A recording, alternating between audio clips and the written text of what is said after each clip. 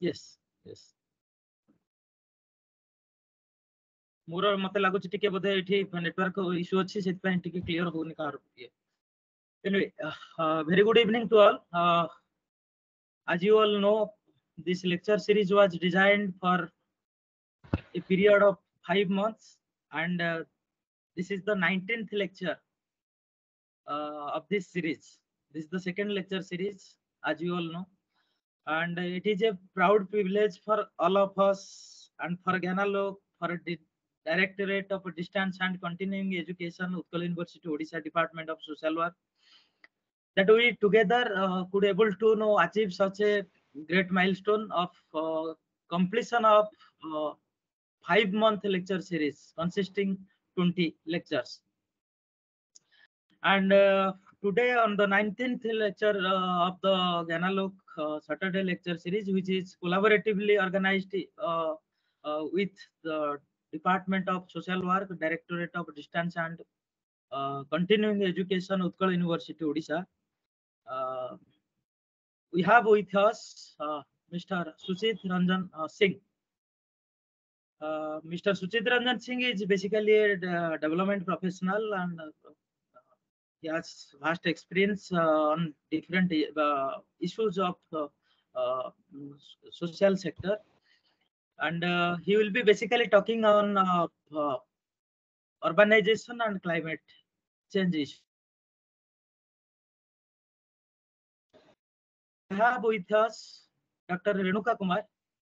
Dr. Renuka Kumar, I probably think she does not need any introduction, but still she is the academic consultant of Department of Social Work, DDCE, Utkal University.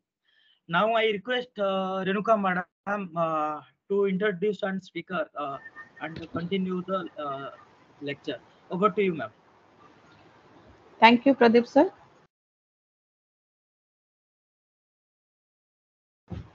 Dear friends, a very good evening to all of you. I'm Dr. Renuka Kumar, Academic Consultant, Department of Social Work, Directorate of Distance and Continuing Education, Utkal University, Odisha. I welcome you all to the Gyanalok Saturday Lecture Series on Social Development Issues and Role of Development Professionals, jointly organized by Gyanalok Trust and Department of Social Work, DDCE, Utkal University, Odisha. Today we have with us an eminent speaker, Mr. Suchit Ranjan Singh. Mr. Suchit Ranjan Singh is a social development professional having over 35 years of professional experience in the field of research, training, and extension work. He has a master's degree in social work from Utkal University, Odisha.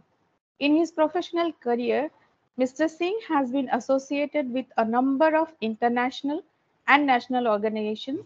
To name a few, Mr. Singh was associated with the agencies like ADRA, CASA, IGSSS, SP Netta, Government of India, Ecometrics Tech Consortium, NKI, PAX, ActionNet, MRDF, CRS, Sutra Consulting, Lepra India Society, Save the Children, CYSD, Lutheran World Service, and so on in various positions.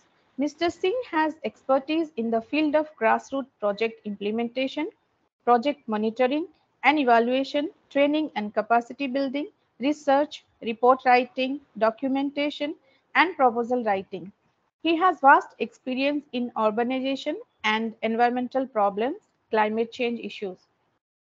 As a resource person, Mr. Singh delivered his talk in the workshop or training program organized by World Bank, CRS, Tata Society of Rural Development, IMAGE, Government of Odisha, SUDA Odisha, CARE Odisha, Odisha Voluntary Health Association, CAPAT, East Zone, IPDP, ActionAid, CASA, and many other such organizations.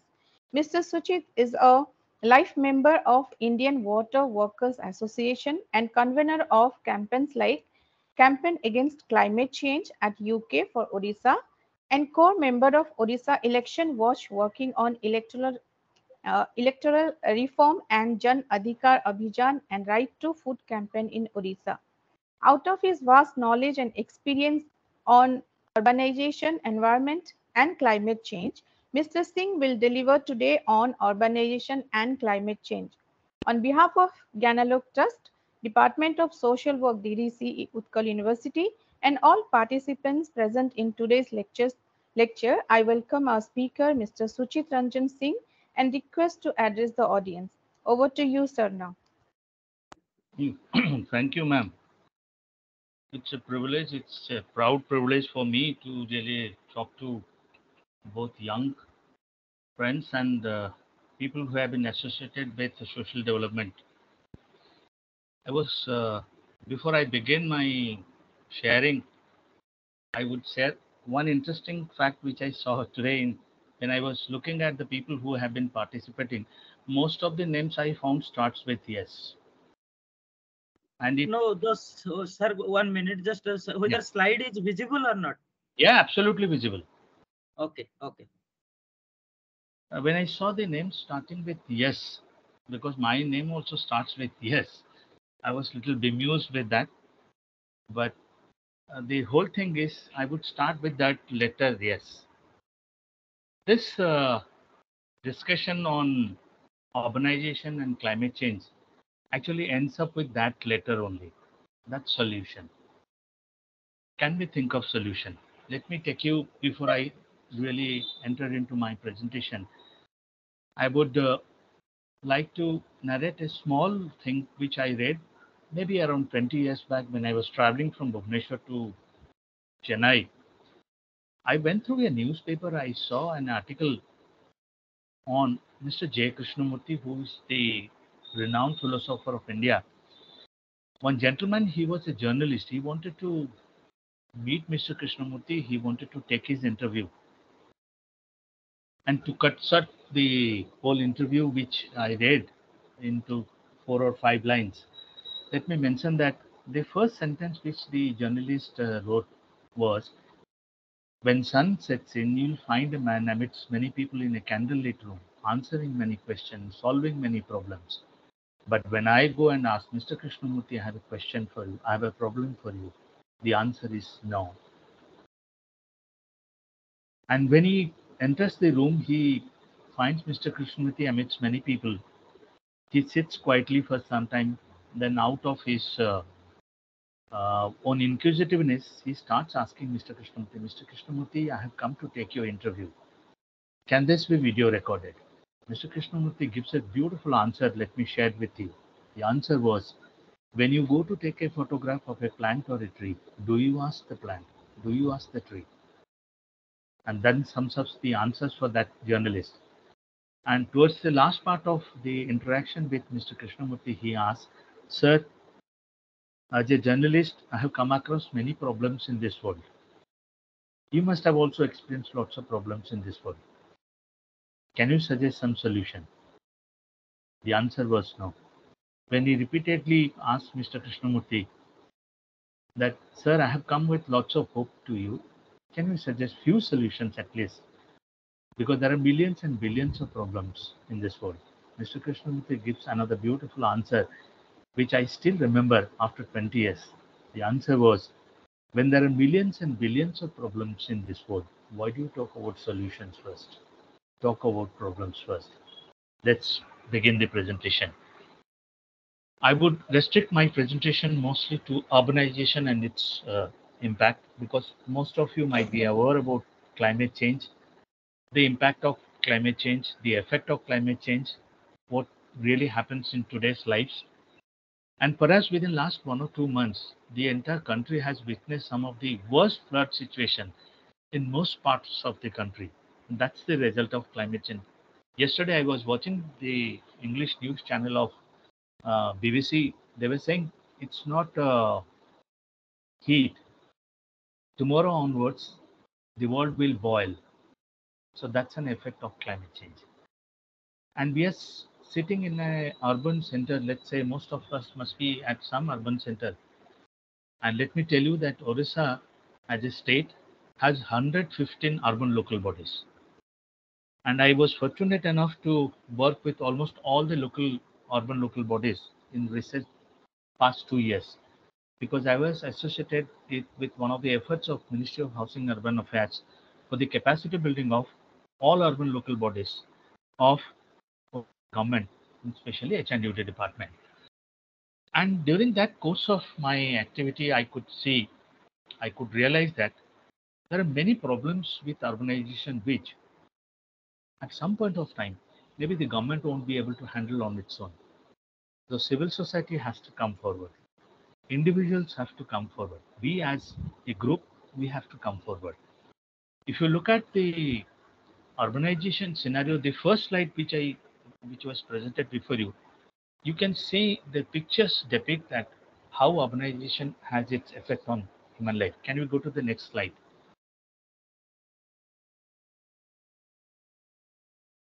See, urbanization is the increase in the proportion of people living in towns and cities. The very essence of this sentence is the increase and the proportion. So urbanization is essentially related to increase in proportion of people. And if I remember correctly, last few months back, I think in the month of March, I was talking with some of the key officials of both Government of India and Government of Odisha.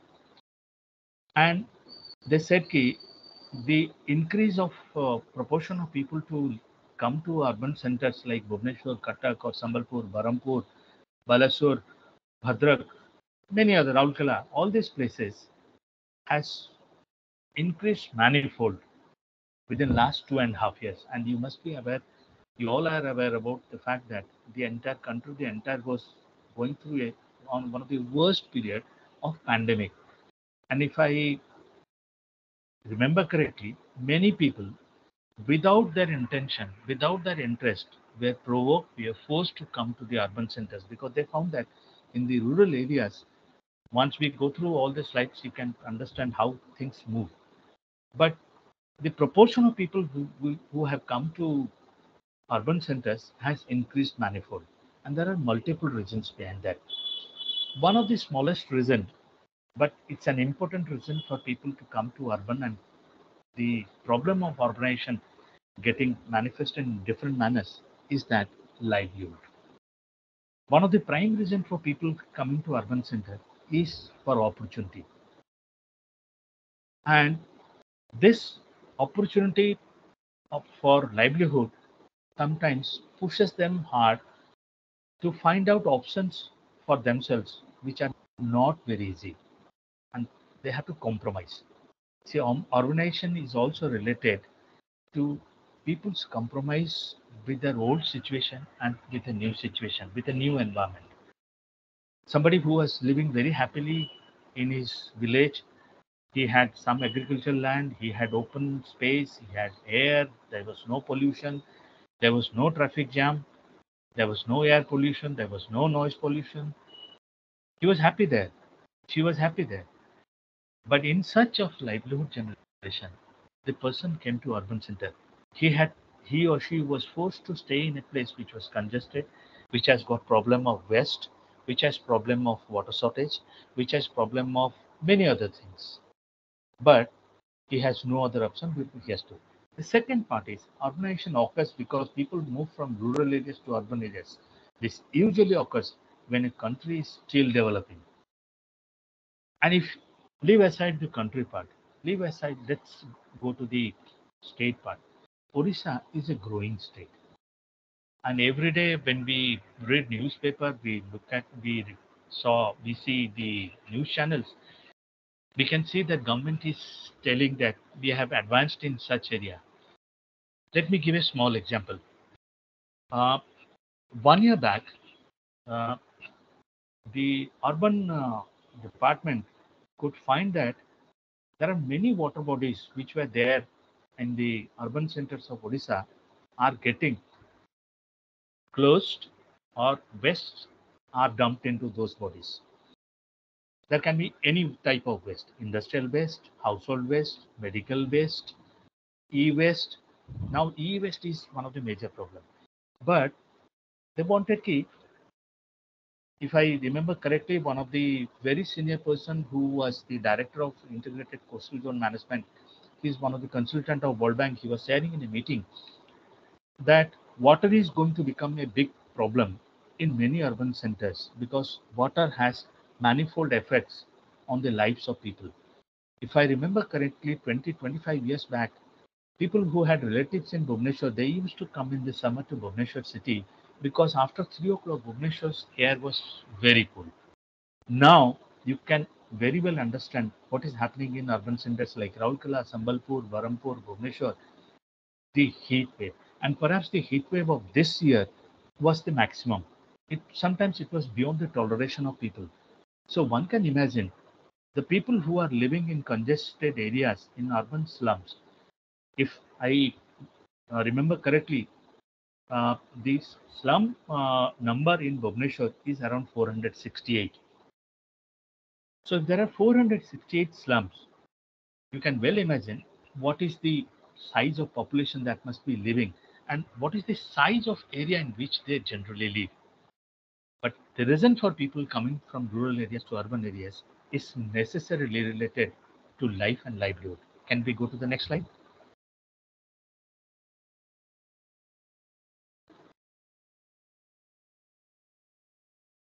Rural to urban migration is happening on a massive scale due to population pressure and lack of resources in rural areas. People living in rural areas are pulled to the city. Often they believe that the standard of living in urban areas will be much better in urban areas. So let me take it a little forward. The perceptive factor, the perception within people really triggers the move that they should come from rural areas to the urban areas. But once they come, they realize what is the complexity of living in an urban settlement. What is the problem of living in a urban settlement? And many a times they are not in a position to think beyond this, whether to go back to their own places, because they think that I have come here, I have stayed here for 6 months, 1 year, 2 years, 3 years, 4 years. If I go back to my own place, what will I do? So ultimately, what happens? Many of the people who come, either they are semi-skilled, unskilled, or skilled. The skilled people also sometimes find it very difficult because in the bargain they have to compromise with the rates, with the wages they are being paid. But they manage with that. But the belief is within them is that the standard of urban living is good. There'll be lights, there'll be good transport facility, there'll be water facility, there'll be many other facilities which will be available by the government and provided by the government, and I can really have access to it. So the belief in people to come to urban area, that perception is also related to the belief in accessing benefits which is being offered by government. But the problem really starts there. Once they come, they don't have the access to those facilities at one go. At that very moment, it takes years and years together. It takes generations.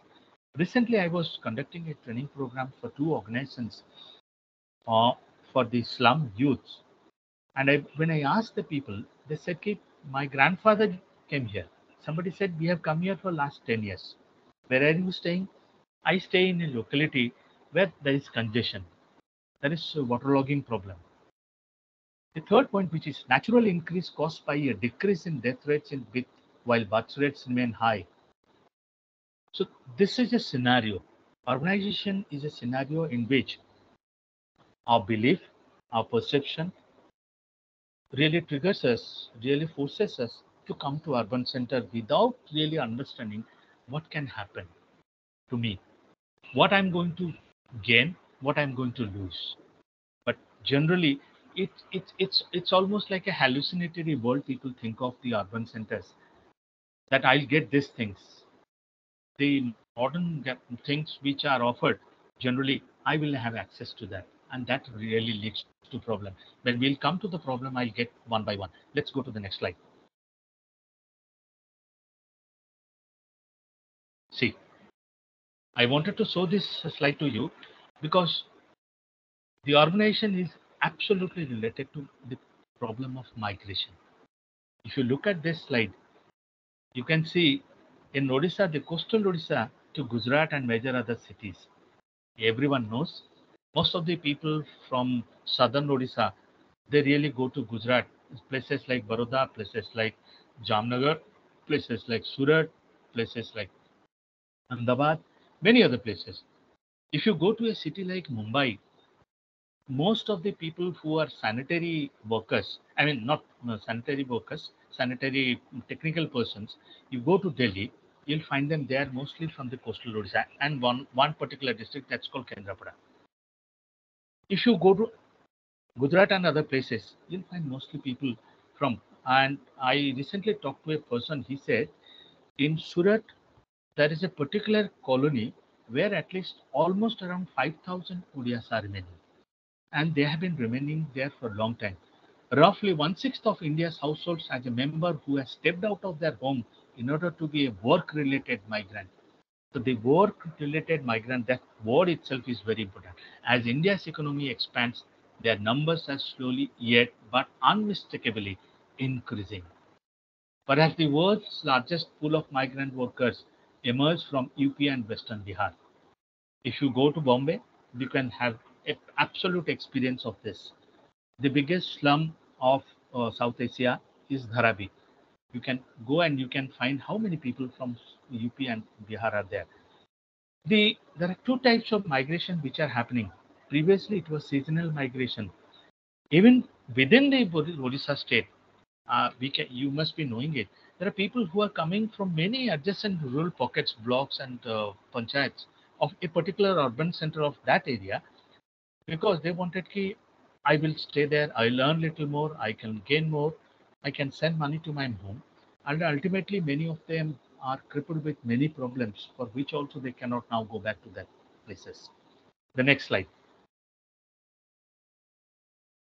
Effects of urbanization. A range of economic, political, social, cultural, and environmental factors affect urbanization. Urbanization is encouraged socially and culturally through the media. I think you won't disagree with this second point because media plays a very big role in today's life. Anything and everything, we open the TV channel or we look at the newspaper, and social media is very active nowadays. There are many forms through which people get information. And also, this information, let me put another word to it. Many times we are informed, many times we are also misinformed. So this misinformation really triggers many problems within people who are either totally aware of the scenario or we are less aware of the scenario. So media plays a big role in dragging people or sort of bringing people towards this belief that urban center can offer you what not. Urban center can give you some of the things, some of the hopes which you have will get fulfilled if you come to an urban center. So that leads to urbanization. That triggers the problem. Next slide. Benefits of urbanization. Let's not always talk about the negative aspects of urbanization. Many times there are benefits of urbanization, improvement in economy, growth of commercial activities, social and cultural integration, efficient services. This fourth one, efficient services, this is one of the beliefs which really brings people to urban centers. The second and the fourth one, they are interrelated. Because people believe that if I come to urban, let's take Bhubaneswar. If I come to Bhubaneswar, Bhubaneswar is now a commercial hub. So I can get a job. I can get at least a small offer from some source, which can give me at least that breathing space that I can live here. Then I can look for little bigger opportunity, greater opportunity. And the services, in terms of services, there are public services like water, sewage, drainage, transport, many other services. In terms of education, people think that in urban centers, the education standard is much better than the rural centers. So let's go to urban. My child will get much more facility in terms of education. He or she will have the greater opportunity to grow in life. He or she will have the greater opportunity or the larger scope or the larger canvas to compete with others, which may not be possible in his or her rural settlement. So once they come, they after some time they realize how difficult it is, how burdensome it is. But in terms of the fifth one, the resources of utilization, they think that they can utilize themselves very well. If I take the totality of this, the first one, the basic belief of improvement and economy, it's related to livelihood. People believe that if I come to an urban center, that will give me the scope for improvement. Next slide.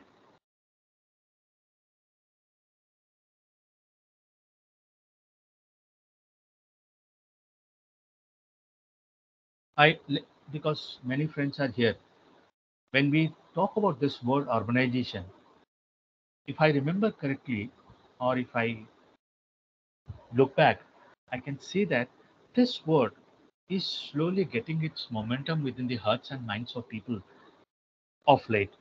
Because previously, urbanization, this word, or coming to cities, coming to towns, coming to urban centers, it was not that important in the ears of people who are living in distant places.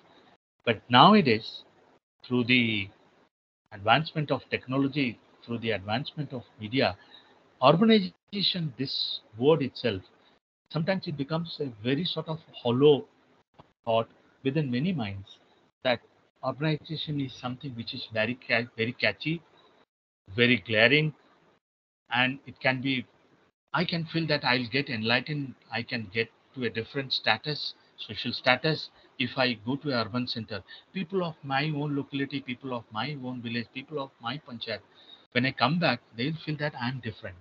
And that really leads to this. Next.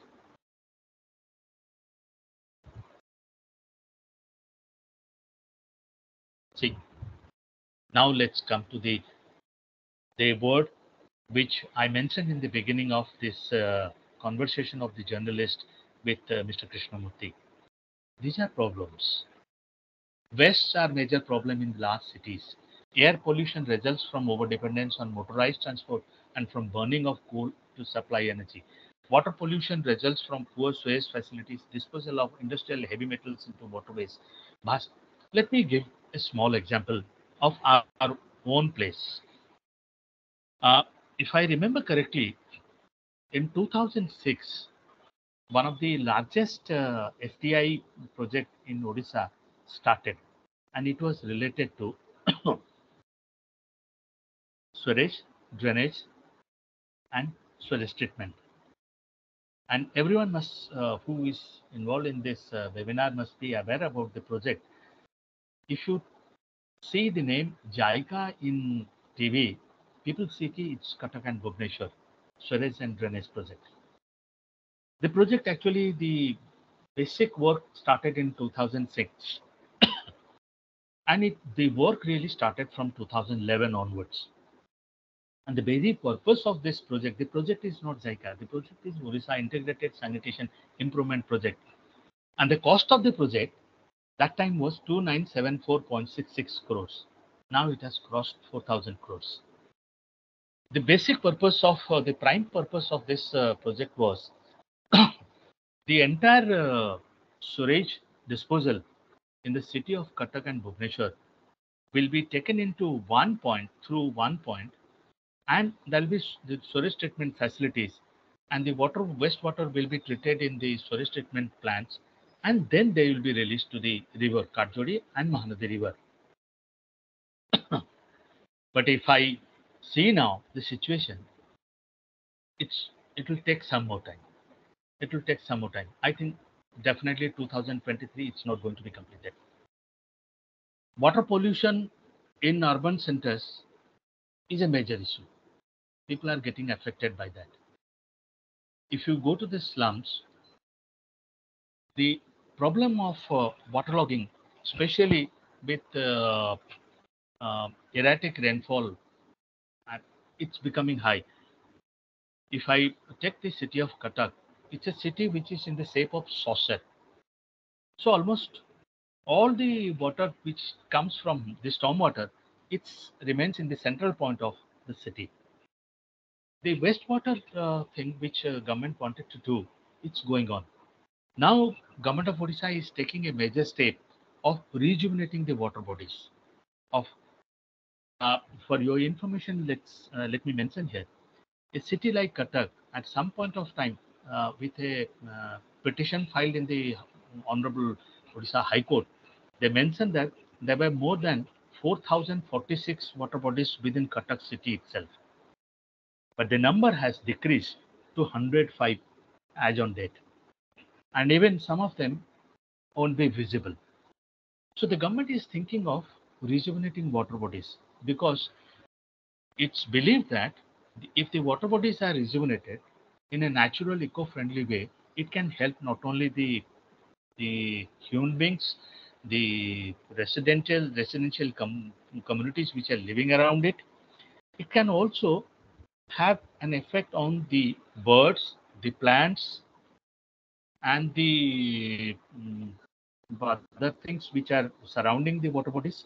Now, most of the water bodies in the urban center in the entire Odisha, if I can give you the statistical data, in the 115 urban centers, the government, as per the government calculation, now they are almost around 2,100 water bodies. 2,100 water bodies, 2,084, but it comes to around 2,100 water bodies. And government is taking a lot of steps to rejuvenate these water bodies. The purpose of rejuvenation of water bodies is that they will be waste free, there will be clean water, which can be used for people, for many purposes, for social purposes, for religious purposes also. Earlier on, people were utilizing those.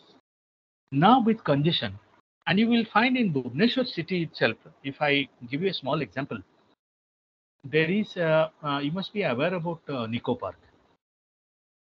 There is a lake which is coming from IRC village area, and it goes down up to Gangwa. And in both sides of this lake, there are slum habitations which have come up.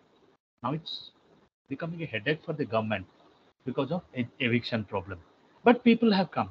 Many people have come 25 years back, 30 years back. They have settled down there. They have got a ration card. They have got electricity connection. They have got water connection. Government is now thinking of providing them 24/7 water supply. But beyond this, the congestion gets much more and more. So the problem of waste disposal becomes more and more. Urbanization is related to a big problem of urbanization is waste disposal, and all the cities in India, and especially now in Odisha, the waste disposal is becoming problem. And in the city of Bhubaneswar itself, now waste is creating a lot of problem, and it has gone an impact on the lives of people. And the industrialization, if you look at Jharsuguda, if you look at Angul, the amount of air pollution that happens, the number of people who are getting affected by tuberculosis, by respiratory diseases, it's increasing day by day. Now, vast quantities of solid waste are produced in industries. This solid waste disposal, there is a new concept which has come up. Now, Bhubaneswar, Cuttack, Berhampur, Sambalpur, Baleshwar, or Angul, all these urban centers, people are very eager to have their houses. They are ready to pay any amount. They are ready to borrow anything from any bank with high interest rate because they want to have their house. Whether somebody lives in a slum area or somebody lives in another colony or some other area, they want to have an house. When they are constructing the house, the constructor demolition waste is now going to become a big headache for the urban administrators. Now, both Bhubaneswar Development Authority and the Odisha State Housing Board and all these parastatal bodies, now they are obsessed with this problem of construction demolition waste. So the construction waste disposal is also going to create problem. Next, traffic congestion. Traffic congestion and noise pollution are major environmental impacts of large cities. We are faced with this problem. We are going to be obsessed with this problem, and we are going to have the effect of this problem. See, Delhi, the last year, you must have seen the result of Delhi people, how they were feeling choked with this congestion. Now, adverse effect of urbanization. There is increasing competition for facilities due to high standard of living in urban areas, which has triggered several negative effects. Harms such as consequence of overcrowding. Once overcrowding will happen, lot of other lack of sanitation, poverty, illiteracy, unemployment. Crime is the worst impact of urbanization. Global warming, air pollution, water scarcity and pollution and loss of forest cover. See, if I remember correctly, 15 years back, the amount of green cover which a city like Bhubaneswar was having, I think 40 to 50% of that green cover is now gone. Now the town planning authorities are thinking that they are going to bring a gazette notification very soon, where at least every house which will be given permission has to have rainwater harvesting structure as well as space for green. Otherwise, they won't be given permission. So the urban sprawl is really spreading a lot of problems.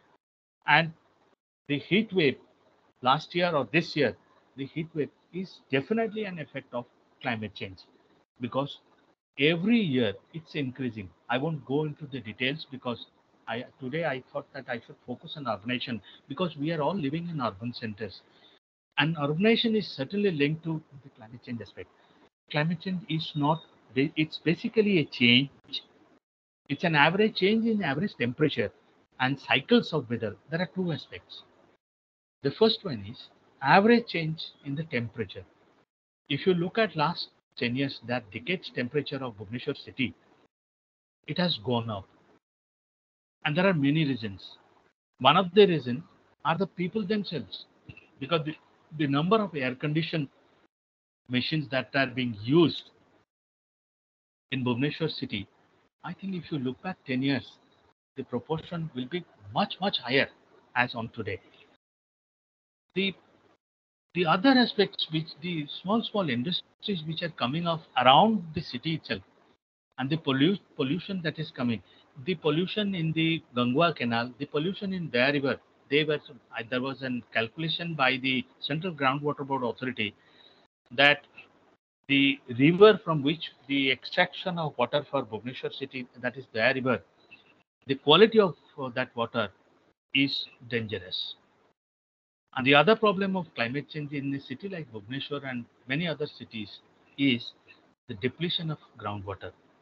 Now there is going to be a big study on groundwater by few organizations, and lot of efforts have to happen at the community level. I was talking with the regional director of Central Groundwater Board recently. I said, why can't we really educate people on mapping of groundwater? Why can't we really educate of monitoring of the quality of groundwater of each area so that people become more conscious?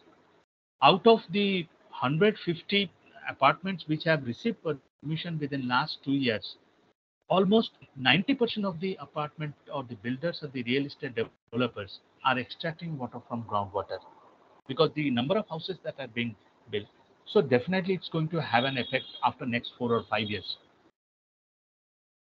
Next.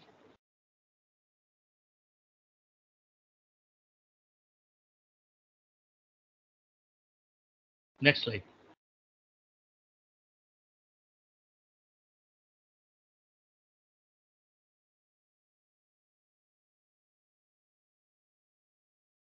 Can we have the next slide? Yeah.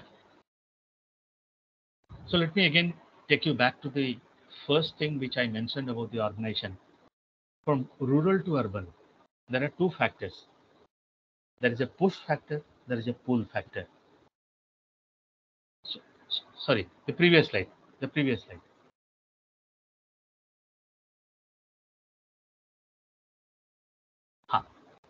No, no. The previous one.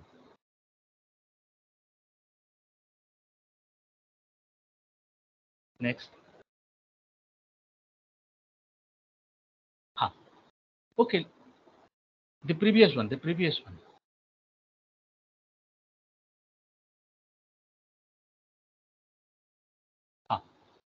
There are certain push factors and pull factors. Because people are pushed to urban centers, the growth of the percentage of people coming to urban centers, it has a push factor. There are also pull factors. Can we go to the next slide immediately so that we can see that?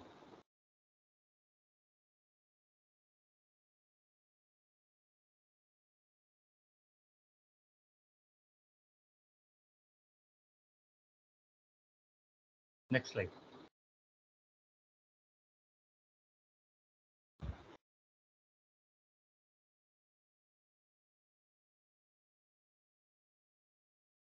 No, I think you showed that slide. Can we go back?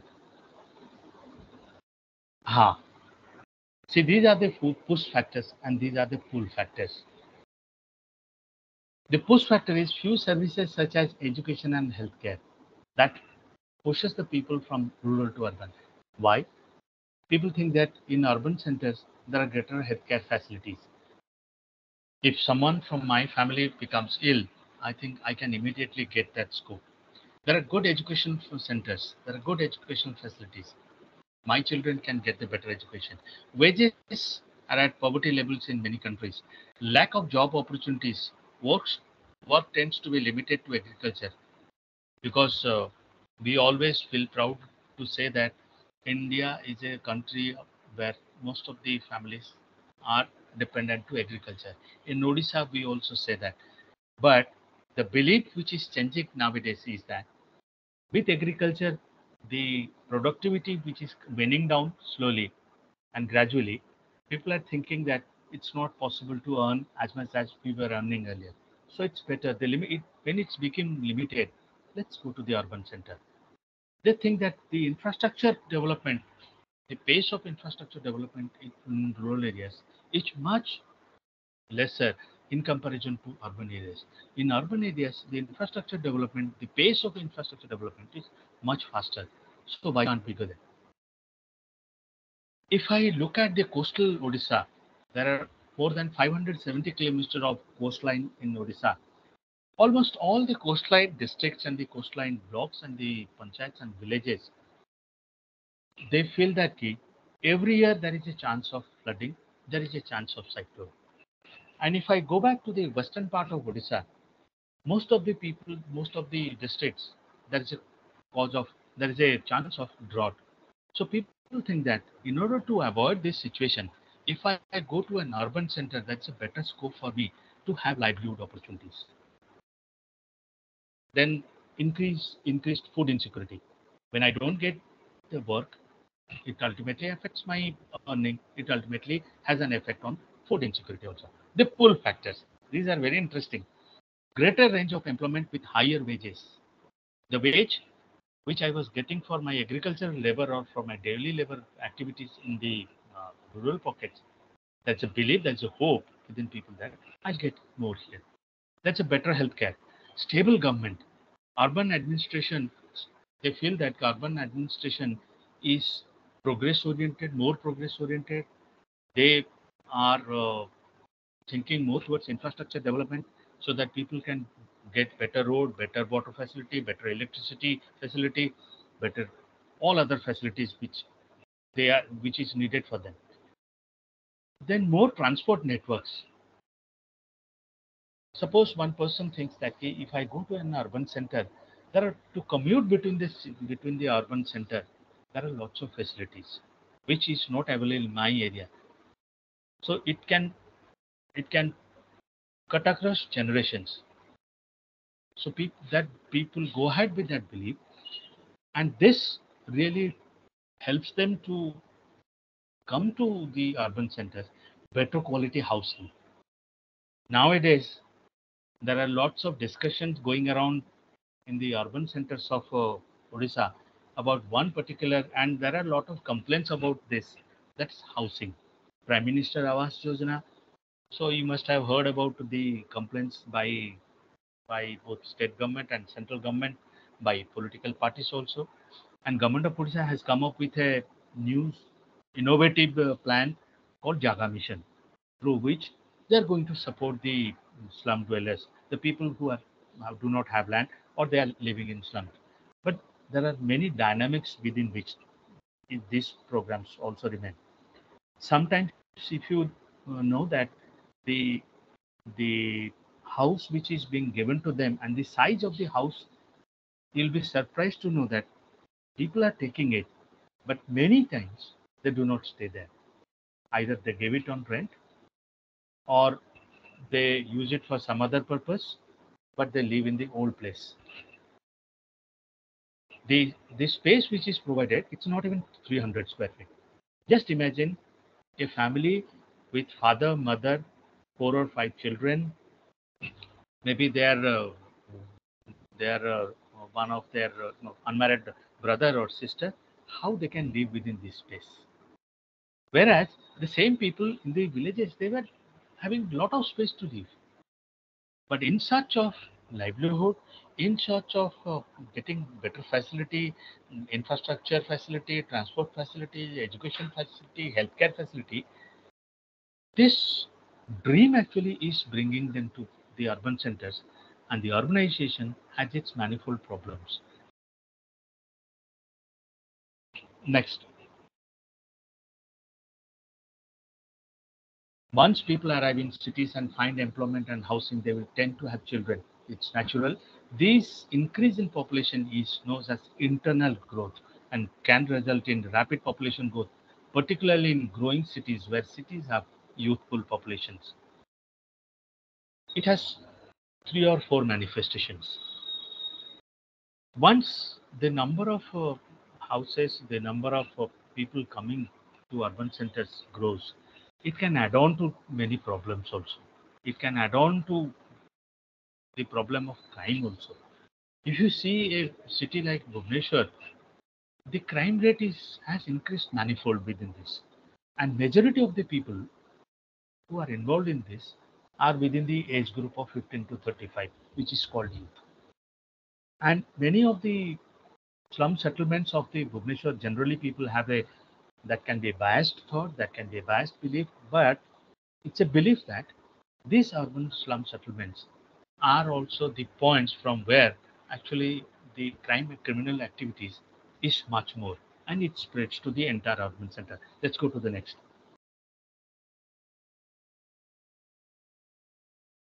Consequence. Growing towns and cities are facing rapid rates of growth and may not always be able to cope with very well. Now we have to identify consequences for these towns and cities due to the growth, then categorize social, economic, and environmental. See, we cannot see the problem of urbanization, we cannot see the problem of climate change in through one window. We have to have separate windows of thought, windows of looking at problems. Then only we can find out solutions for this problem. Otherwise, as I mentioned, many times we believe that for all these things, government is responsible. Because once this mushrooming of slum settlement started, government would have restricted it. There can be many reasons for which perhaps government was silent. But also, we cannot deny that we have also role to play. But today, I think we all can share your views. I'll be very happy to know what can be the possible steps of not only individuals, but also the communities and the civil society organizations in terms of handling the problem of urbanization in the next decade. Because urbanization is not going to stop. Climate change is not going to stop. So the only permanent thing in this world is called change. So there will be change. There will be heat wave which will increase. There will be greenhouse effect which will increase. There will be water problem. For short reasons, groundwater depletion is going to happen because the number of houses in the peripheral part of the cities which is coming up, it's going to have an effect. The surface water, if it's not properly managed, it's going to be waste.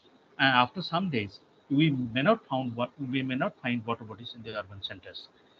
The storage problem is going to become a problem because sometimes people, knowing fully well also, they do not take care of that. Drainage problem is going to become a problem. Waterlogging is going to become a problem. The irregularity of the rainfall is going to become a problem. When there are rainfall in throughout the country, Gujarat is flooded, Himachal is flooded, Delhi is flooded, Uttarakhand is flooded, Assam is flooded, Himachal Pradesh is flooded. Even now Tamil Nadu, Karnataka is getting the flood situation. You never know. For this year at least, the rainfall in Odisha is very scanty. But nobody can predict that there won't be big rainfall because IMD forecasted today itself that rainfall is going to increase. And once the rainfall is going to increase, there is every possibility of flooding. If there is a flooding in the river, that's another part of the story. The second problem, which is very important for the urban center, because urban flooding is causing a lot of problems to human lives. And this is related to stormwater drainage. That is choking off the stormwater drainage facility. So ultimately the drains which are, let me give an example of the city of Cuttack. It's a 1,000-year, it's a millennium-old city. The city of Cuttack has two main drains, main drain 1, main drain 2. The entire city's waste, perhaps people think that that is the only place that have to be dumped. Now, with the drainage work which is going on, I do not know how far it's going to succeed in addressing the problem, but at least to a certain extent it's going to address. If you look at the landscape of a city like Bhubaneswar, it's down from west to the east. Previously, all the water which was coming from the western part of the city was going to Gangua Canal. Now, because of the increase in habitation, increase in developing or construction activities, now all those routes are choked. So waterlogging is going to happen. It's going to increase. Sanitation facilities also is going to become a big problem. Although lots of steps are being taken in terms of sanitation activities, urban sanitation, but it's going to become a big problem. Next.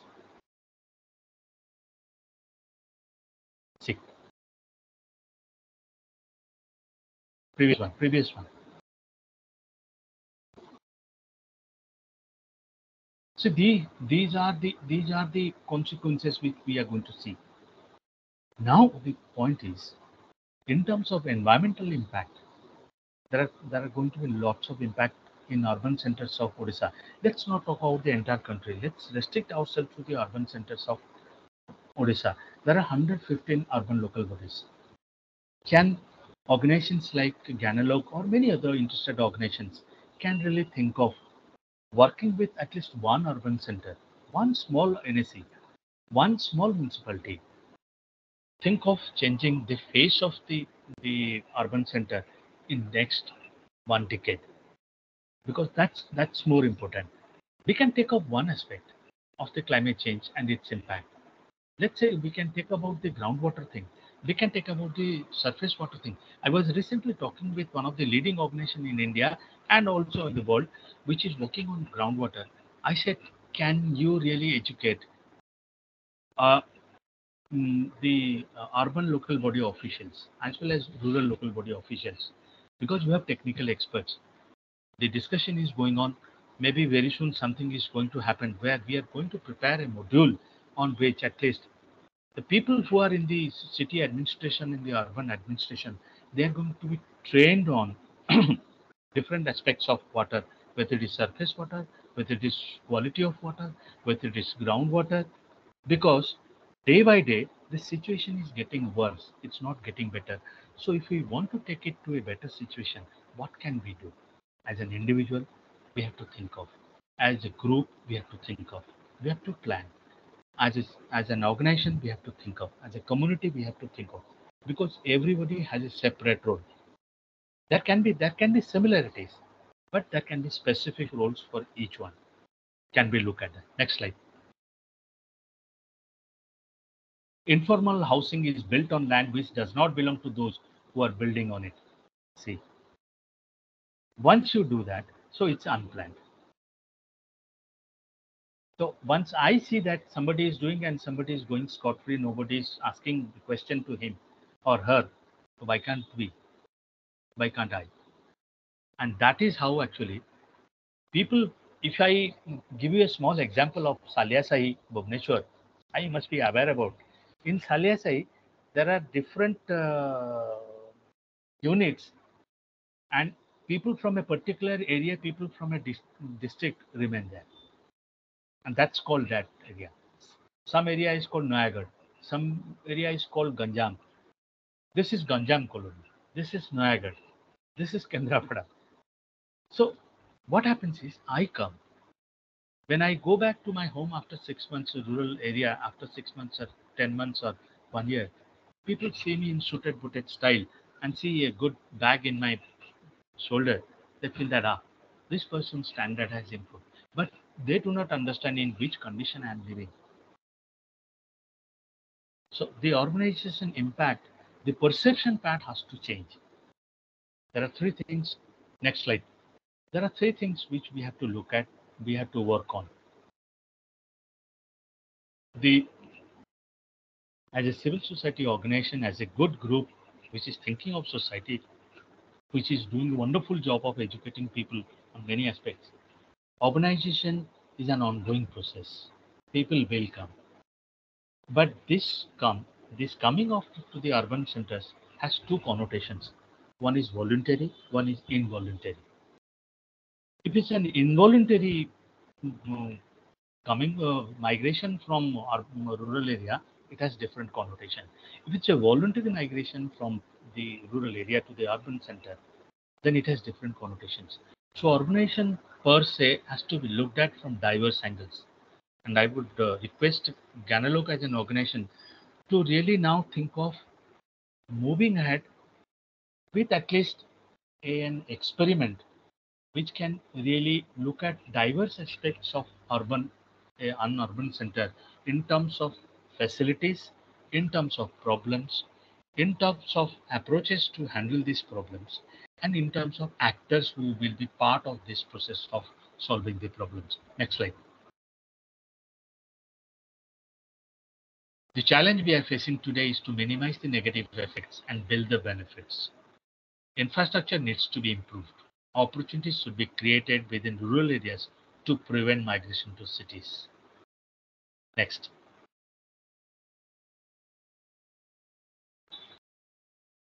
Yeah, before concluding, let me share 3 or 4 things which will be important for every one of us to think after this.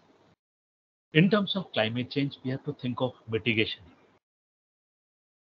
Climate change mitigation, that means we have to think how greenhouse effect can be reduced. In terms of climate change adaptation, we have to look at the change, the impact of climate change which is happening nowadays. And to do this, we have to be engaged in 2 major initiatives.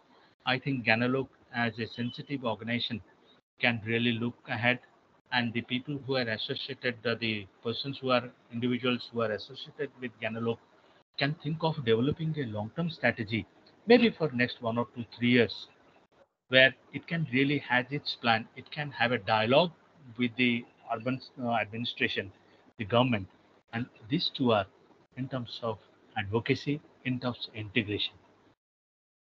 If we are really thinking of advocacy efforts, what we can do to address the problems of urbanization, to address the problem of climate change, and in terms of integration, where there can be integration so that things can move forward faster, easier, smoother. Thank you. Thank you so much, sir, for a nice deliberation. And of course, we all know actually the impact of urbanization and climate change. This is one of the burning challenges nowadays, and we all are trying to focus on this. Even the government, the civil society organizations, the private parties, they all are putting their focus on climate change, environmental issues, and urbanization issues. But still, there are a lot of things to be done in this field, and to have a healthy life, to have a sustainable life, it is most important to be careful on the impact of climate change and mitigating the environmental issues. Thank you so much on behalf of Gyanalok, DDC, Utkal University, and all the participants. Will extend our deep gratitude for such a nice presentation. Now I request the audience, if they have any doubt, any question, anything, they can unmute and introduce themselves. And yes, Sarita Patnaik want to ask, ma'am, can you please unmute and if possible, can you switch on your video and introduce yourself and ask the question, whatever you have. Good afternoon, everyone. Am I visible, audible? Yes, you are visible as well as audible. Yes. Okay. I have a query with Satyajit sir. Sir, Can you please introduce yourself, ma'am, first? yeah, I am Sarita Patnaik. I have completed my MSW from DDCE, and presently I am working as a area head of Dr. Reddy's Foundation. So I have a query, sir. I work for skill development.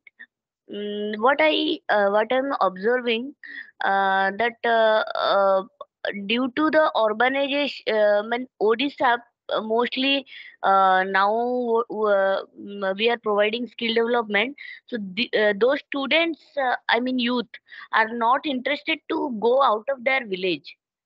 And as you know, we have some certain, I mean. Certain things, like industries are not in Odisha. We are not even. We are finding it's very difficult uh, to convince them to go out of Odisha, which even kind of impacting in Odisha's development also. Because if you see the people who go out of their state or do something, also after coming back to the from outside, they do something innovative, like they start any enterprise or something. The those states are have more facility and economic growth. So what can be done to convince the people to go for urbanization? Because the points you are telling, we are also convinced that, but we are not able to convince them, sir. So any solution, if you find? Let me give you answer in two parts. Sarita ma'am, you're working with Dr. Yes, Reddy's. sir. Yeah. Yes, sir. Um, I'm recently I was talking to just 2 days back, 2 3 days back. I was talking to and a premier institute of Government of India, Ministry of Social Justice Empowerment. That is National Institute of Rehabilitation, Training and Research. It's NIRTAR. You must have heard about NIRTAR, which is exclusively working on people with disability, locomotor disability or orthopedically handicapped people. The director actually told me, sir, can you help us? Because there is a separate wing within NITAR which is looking at skill development, skill training. They are imparting skill training, small trades.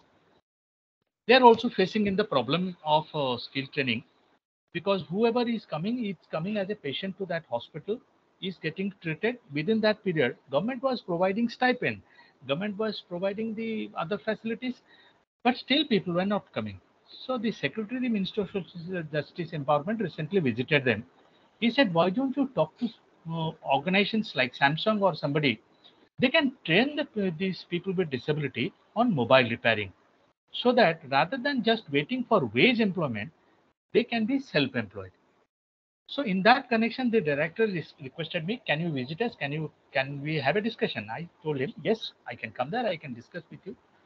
When I went there, I discussed with him. I could come to know that the Central Tool Room Training Center, CTTC, you must have seen about CTTC very recently because this Chandra and Mangal thing, one of the old student CTTC was involved in that launching thing. So I went and met the CTTC person, the general manager of CTTC. I talked with him. Now they have got a tie-up with World Skill Center. With World Skill Center, now the tie-up through which now they are offering courses on many trades. I forgot the names of the trades. There are lots of your youth coming from different places.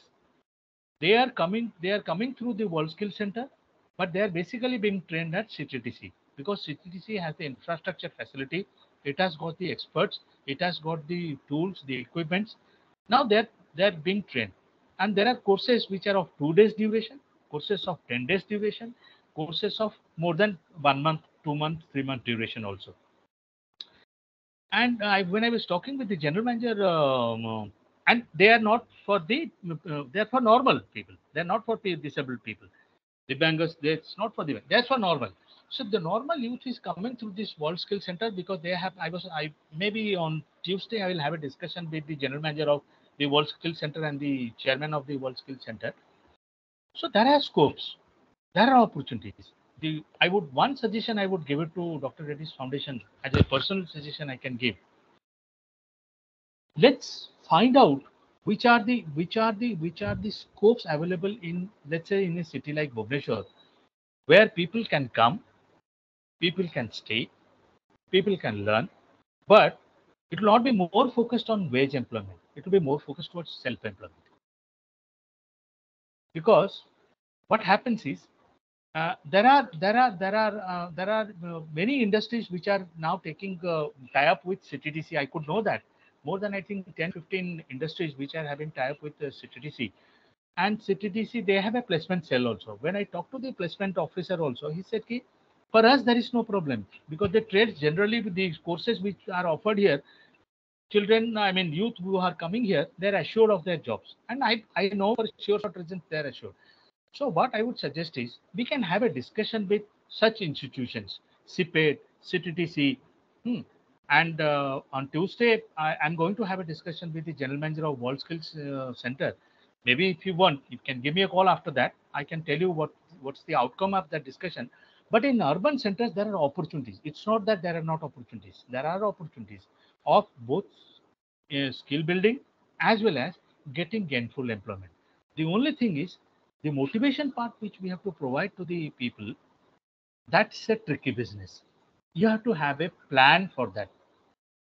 And no plan is foolproof in one go, that this plan is applicable for everything. If for every trade, for everything, you have to have a separate plan. For every group, you have to have a separate plan. You have to work out on that. And maybe in some cases, you can be utter failure, but in few cases, you can achieve success also. That's what I can say. Maybe Pratibha can also suggest something. Yes, sir. I hope, Sarita madam, you got your answer. No, Yes, I got Sarita ma'am, that. you can take my number from Pratibha. Also, you can contact me if I Yes, can yes, be on yes. somewhere. No problem. Yes. Yes, sure, sir. Another question asked by Mr. Arun Maharana, will education or any other technique to our people about those issues like impact of climate change due to urbanization? Uh, it is Yes. written in the text box. Yes. Yeah. See, in terms of Actually, education, it can have its impact. But when we are thinking of education, there are three facets of this education process. One facet is preventive education. How we can prevent. See, in terms of medical science, there are two aspects. One is the preventive aspect, one is the curative aspect. Once the preventive aspect is not done properly, it comes to the curative stage, where either you have to take a medicine or it has to be operated. That's the situation comes. Now a situation in urbanization in the context of Odisha, there are many cases, many places, many urban centers where the preventive education can have a certain impact. And in many cases, you have to have both the preventive work as well as the curative work. Somewhere you have to have stringent action. Somewhere you have to educate people. So both the things have to happen. But the thing is how we take it forward. Because ultimately, if I go and say, somebody is not going to listen to me. There are many actors in that. There are legislatures who have a role to play. There are bureaucracy which has role to play. Government system has to play a role. Civil society, because civil society cannot play the second fiddle role to the government machinery. Civil society has its own, has its needs. So it has to take. But education, we have to prioritize which one has to. Let me give a small example. In terms of water body rejuvenation, let's say, in terms of waste management, this construction demolition, now at least a stage has come where punitive action has to be taken by the urban administration in terms of construction waste. Because I construct my house, all the debris which are coming out of my house construction, I put it in some near my place. I don't care for that. But if there is some stringent action, so that education in terms of preventive education, at least people have to now be added to where preventive education can be incorporated. It has to be incorporated with the town planning authorities. So the town planning authorities now have to come forward and tell the people that if you don't do this, you are going to do this. So that will make people conscious. Let me give you a small example. 2005, if I remember correctly, 18 years back, people were not using helmet, but government was telling. But it was just on and off things were happening. But suddenly government came up with a notification that tomorrow onwards, if people are not going to use helmet, they are going to be given penalized. Now in Bhubaneswar city, whenever you go out of your house, you are extra cautious about taking your helmet because of fine. The first thing comes to your mind is fine. The second thing comes is I'll be safe. So both the things are related. Now education for climate change. Now both the things have to be added on to that. Your safety, your security, your secure future, as well as how best you will not be penalized. If this penalization process, action process will start from the government, I think a lot of things will change. But at the same time, we have to tell the government in which terms you want to educate. Can we be part of this educative process? Because generally there is a belief within people, there is a bias, that's a prejudice I can say also within people that government में बहुत कुछ बोला जाता है, कुछ होता नहीं. हाँ, government will speak like that. After some time they will remain silent. In Dasara comes, Diwali comes, helmet checking will happen. But after that it will die down. Election comes, helmet checking will happen. Because RTO has been given the responsibility for that. So, but to prevent you from accident, that educative process must happen through the civil society organizations. So education is into that. Okay, thank you, sir. I hope Arun you got your answer. And for disaster management and mitigation, all these things, actually, government of Odisha has included the curriculum in the syllabus for study. This is one of the major initiative by the government of Odisha. Lina Brother, Rosalina, sir? madam. Lina Josna Das. Yes. Yes. Please ask. If you have any question, you can ask. After that, Yes, Lina sir. Rosalina can ask her question. Good evening, sir. Namaskar, sir. I hope all of you are fine. Myself, I am Josna Das. I have done my MSW from DDCE and I'm working as a health social work in the district of Jagatsinghpur. I'm taking care of cancer patients, lining them up to get the provision that government have for the treatment, because most people doesn't know about it and they run up to bankruptcy when they go to anywhere for treatment. So I take care of that part. And one more work that I am into is about helping the people to get the prosthetic, because it is one of the places, sir, where government is playing a very very vital role and is actually helping, but most people doesn't know about it. We face a lot of problem because they feel that only if the person become invalid they can take a prosthetic. If they can manage without it, then they never go. For example, sir, there are children who are having leg length different, so they walk limping, that affect their backbone. And sir, it's very difficult actually to convince their parents that for a girl it is more serious to take this prosthetic, else it will be Madam, very related difficult. to In this fact, topic, what is your question? yeah, my question, I'm coming, sir. So, sir, what we have done, we have chosen a volunteer in each of the groups so that those who are into this and they have mitigated their problem, they work as the volunteer and they are now going ahead of it. As you said, sir, that the growth what we expect, it is we should plan for 10 years, 20 years.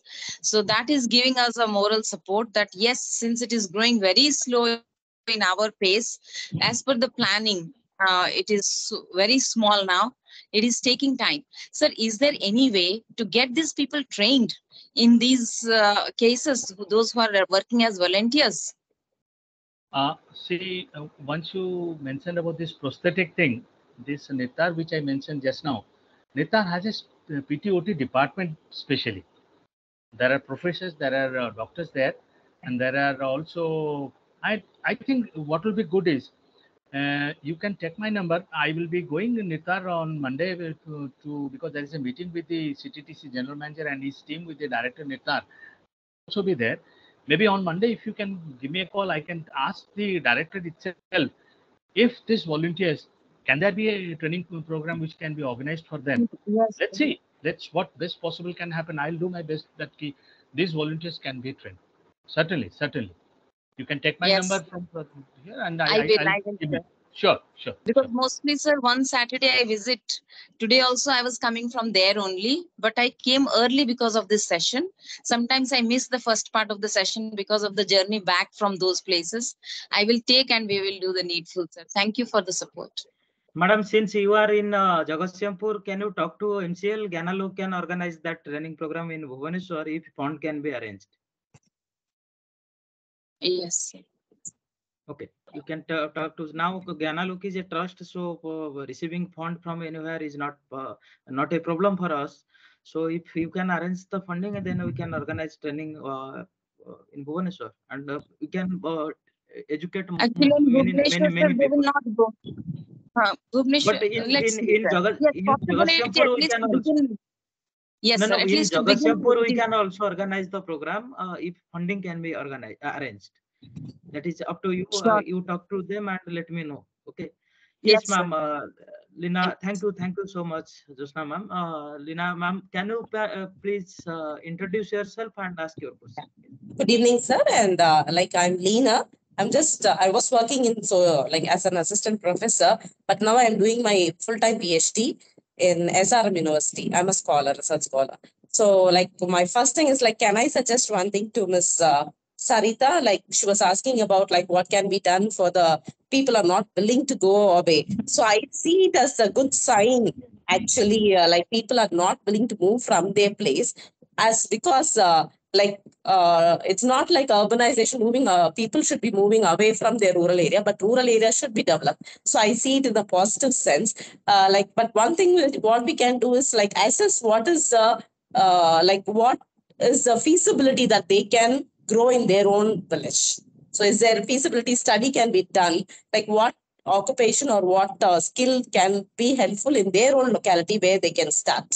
So that would be much more helpful, and based on that particular aspect, they can train them. So one thing is that, and my the session was really good. So we really enjoyed the session because like the entire process of urbanization was being explained clearly. And my point of view is like, yes, of course, when we see about waste management, like the part of the government they are doing with programs, and the civil society organization are also doing their part. But when it comes to the public, what is their contribution towards it? So it's just merely participation. So that's what you said, like wanted to increase their awareness. So I am also interested in that study. So it's like just wanted to ask you, like, is there any studies being done on public contribution towards waste management or anything in that area, sir? Over to you, sir. I'll find out from different sources, and you can have my number. I can give you information about what sort of studies are going on, because in urban areas there are lots of studies which are going on different aspects, and I can certainly provide you the information if I get it immediately. Thank you so much, sir. Thank you. Thank you so much, ma'am, for your participation and asking question. Okay, Pratima, can you directly ask your question? Pratima, can you hear me? If you can hear me, you can directly ask your question, what you have written in the test box.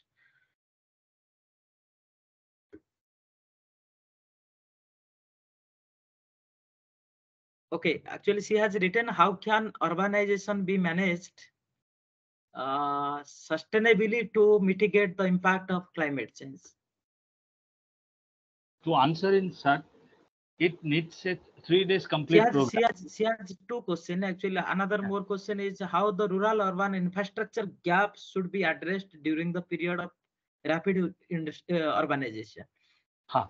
The first question, it needs a 3 days session totally, because that has diverse aspects, manifold things to be discussed. And the second question which she asked about the rural and urban infrastructure aspect, The one point which the gap which is happening is the inclusive nature which has to happen in terms of integration, which I was mentioning. It's not happening. Urban planning, rural planning, it's going parallel. If, see, let me give a small example of an NSE. There is Jatni NSE. There is also a block there. So the plan in the next village which is happening, it's happening maybe at a very slow pace. But they happening at the NSE level, which is happening, it's happening at a faster pace. So there is a lot of resentment within people. So there has to be a lot of advocacy efforts in terms of integration of rural-urban integration at the government level, at the administration level, at the program level. Unless it happens, what will happen is it will get widened and widened. Things will move in their own direction. They will not come together at one point of time. Unless that happens, lot of sharing in terms of information, in terms of knowledge, is not going to happen. That's going to be a big problem.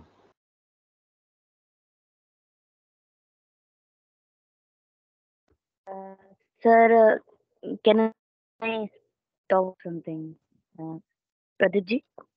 Sir, Hello. yes, sir. Yes, ma'am. Do you want to add anything? Uh, yeah, I actually want to first thanks to Lina ma'am. And also, sir, what told Pratima ma'am's question, what sir had. Sir, I had seen one video. I didn't know which country it is, but they are resolving the issue like in one place, all industries should be there, and within the 10 kilometer, after the 10 kilometer, only the residential areas should be built so that in one place how crowded urbanization is becoming and the drainage problem, the climate issues all can be resolved because I mean in one place all industries will be there within 10 kilometer. If no residential will be there, automatically those places also will develop but not be crowded. I didn't know which country is applying this, but No, I ma'am, have. actually, what you are saying in India, there is also regulations like that regarding building the industry and hamlet, the distance to be maintained minimum. It is there, and we are in pen and paper, and in some states like no special economic zone you might have heard about that provision is also there in India, but I don't know how much it is working in the reality. Thank you so much, ma'am. I think the last question of the session, Dr. Simanchal Ranjit sir.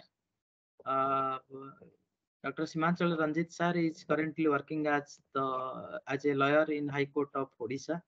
Sir, please unmute yourself and ask your question. Can you, sir, switch on your video if possible?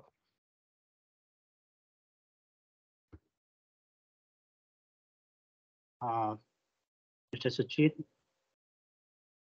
for your educative presentation on the urbanization about Bhubaneswar and then the consequences, the impact of the urbanization.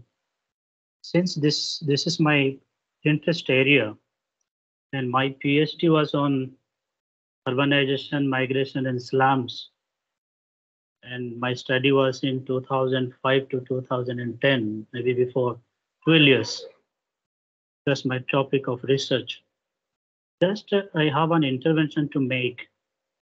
Since you are associated with this sector, probably you are involved in policy framing and working with the government of Odisha in this sector.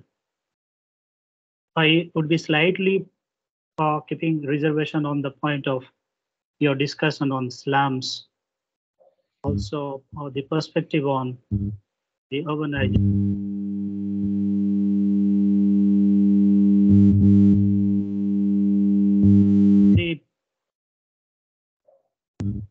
Pradeep, I am audible? Yes, you are audible, sir. Very quickly, For me, what I have found out in my study is slum is not a problem. Slum is a solution to the urban problems. Slum contributes to the skill, to the construction, manufacturing sector, real estate, domestic works, roads transportation, infrastructure development, services, different aspects of the urban life. It smoothens the urban living. Slum, in fact, provides all the services, supports to the urban living. You very rightly elaborated about the push and pull factor, the theories of migration. That's very correct. There are other reasons that social reasons, socio-economic reasons, land related, caste related, they're all there. But since you are in the planning, I would be suggesting if the government of Odisha looks slums in different ways, it should not be looking slums as a problem. It also is looking problem as integral part of an urban living. It is always looking slum as an this is what my finding is. So far, I have interviewed with the town planning officers, BMC, Bhubaneswar Municipality Corporation. My area was in slums of Bhubaneswar. So they have a very stereotype or prejudiced attitude. In fact, the social worker also, the NGOs, the students, the other civil society bodies, they look at slums in different, always in the problem aspects. But they don't have the resources, they don't have a good housing, as you rightly say, sanitation, these are the services, the basic services what the city living or the government in the urban areas should be providing them. So therefore, the perception towards the slums in an urban setup should be looked at in different way. The change has to be made while making the policies.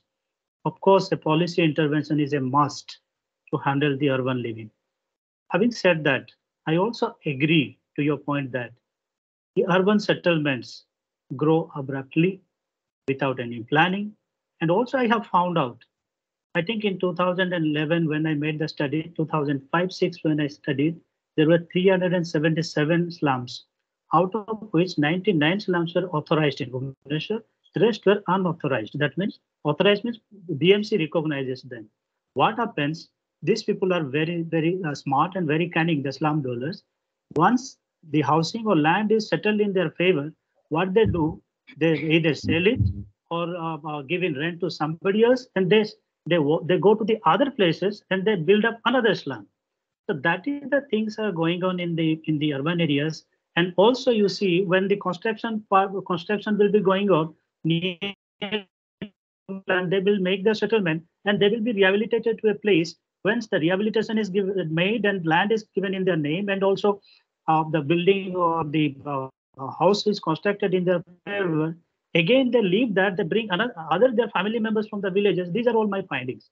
So looking into all these factors, I would suggest you, sir, please make some policy interventions with the government of Odisha so that these aspects, one way, slum is very important. Services, construction work, infrastructure, so for everything, Islam is required in the urban living. And the other part is that how to control the settlement of slums, that it should not be in a repeated one of the other ones is again to go to other place and to develop the other one. So maybe these are 2 points. There are many other things which maybe I'll take a number from Pradeep to discuss so that I can suggest many things for you to take into your consideration about urban planning and settlement and handling with the slums issues. That's what. Thank you. Sir. I tend to agree more than anything else with you. And to your good surprise, I can say that the perception within the think tank of the urban department has changed drastically. Now they are not looking at slums as problems. They understand it very clearly, what you mentioned, that these are the communities which really provide the basic support service, without which the city will come to a standstill. They have understood it and they have realized it. And now the perspective in terms of planning also is moving in that direction. Perhaps you have sensed it very clearly. But the whole question I was trying to make is, and you have lastly, you have mentioned that I get the house, I take it in my name, but I don't stay there. I go to a different place, I bring someone else from my place. That's the real issue now, how that has to be handled. And you'll be, I do not know how many of us are aware of the fact, in terms of planning authority, town planning authority or planning authority, there is only one authority in the state who is head of, he is called Directorate of Planning, and he handles both urban planning and rural planning. So can you understand the amount of Directorate of Planning? So the question is, now I think at the planning level, things have to be thought of in a much different manner rather than thinking what they were thinking earlier. And you are correct in your assessment that I think somebody said that there is a video where the Sarita ma'am, I think she mentioned about this video Yes, thing. Sarita madam. Yes. So I think that's a good concept. See, these concepts have to be injected, have to be infused within the minds and ideas of the administration. Unless those things really get infused to them, how people will come to know? Because they are coming with that stereotypes. It takes time for change, but the positive aspect I think I would mention is now there is lot of change in the perspective of the urban administration, urban department as a whole in the government of Odisha towards slum. Now they are not looking at slums as problems. They are thinking that also these are the support system without which the city will come to a standstill. There are violators, very high-fi violators in the city which are going scot-free. Why should we look at these people only? So things are changing. I think things will change, and civil society organizations and individuals can come up with a lot of ideas and they can give it to the, and there has to be dialogue. What happens is either we criticize or we remain silent. But dialogue doesn't really happen. So with dialogue only you can infuse a lot of ideas within. But with all this, I think thanks Pratibhabu for the kind opportunity given to me, and thanks to everyone. Anyone is most welcome to contact me for any sort of help or information, and I'll be more than happy to help you. Thank you. Thank you so much, sir. Sir, Simanchal sir, if you want actually more discussion, I will give you Suchit sir's number and you can directly contact and talk to him. And as you all know, actually this is the last 19th and the last lecture of the second lecture series of Gyanalok. In the next Saturday, we'll have our summarized valedictory session. I request all speakers here actually Simanchal sir is present. He also has delivered one lecture in this second series. I request you, sir, to be present on the last session of this second series. And I also request other speakers, those who are present, and personally, I will also request there is another time, ample of time to organize that program. So we'll have a discussion and summarization of the entire series and the way forward for the next series that we are going to plan. Suchit sir, you are also welcome to the last session of our second series, and being the last person of the formally being the last person of the last lecture of the second series, we all are thankful to you for delivering such a nice presentation and emerging issue, that is urbanization and climate change. And this in the entire first and second series was going on with the kind support and cooperation of Professor Asutosh Pradhan. Probably he is present here. He in the background he has supported in a number of ways for which this session could have been possible.